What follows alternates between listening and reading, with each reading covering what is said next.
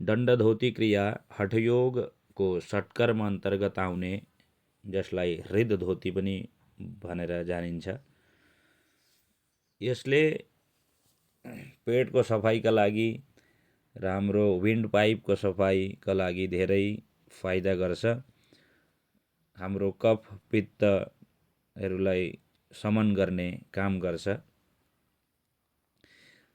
खाली पेट बिहान मनतातो पानीमा आवश्यकता अनुसार नमक मिलाएर पेटभरि पानी पिउने अथवा आफ्नो सामर्थ्य अनुसार पानी पिउने, अनि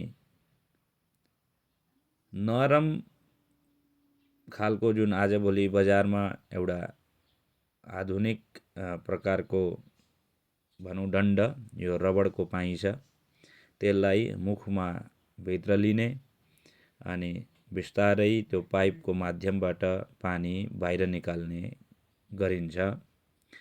यसलाई कुनै पनि विशेषज्ञको देखरेखमा मात्र गर्नुपर्ने हुन्छ।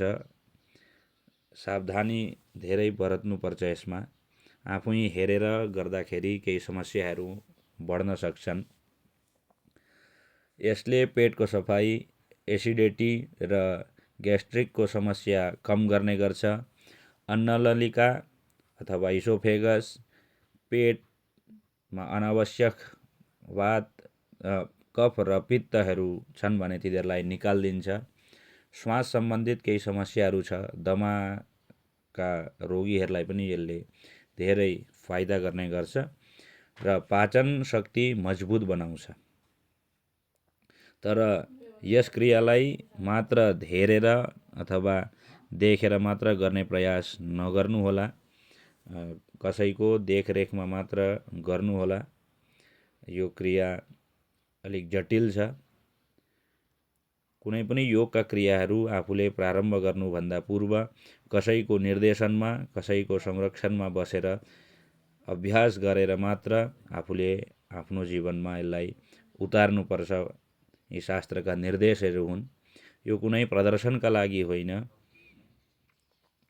मात्र जानकारीका लागि यो भिडियो मैले बनाएर हजुरहरू समक्ष प्रस्तुत गरेँ। देख्नुहुँदैछ हजुरहरूले कि पाइपबाट पानी निस्किँदैछ। अघि मैले कमसेकम 3/4 गिलास पानी पिएर त्यो पानीलाई यो पाइपको माध्यमबाट बाहिर निकाल्ने क्रिया गरिराखेको छु। यसलाई हामीहरूले यो कफहरू बढेका बेला गर्न सकिन्छ। तर मैले पहिले भनिसकेँ कि कसैको निर्देशनमा मात्र गर्ने अथवा कसैको सानिध्यमा मात्र गर्ने, त्यसै देखेर मात्र गर्ने प्रयास नगर्नुहोला। यो हठयोगको विशेष क्रिया धेरै नै उपयोगी क्रिया हाम्रो पारम्परिक रूपले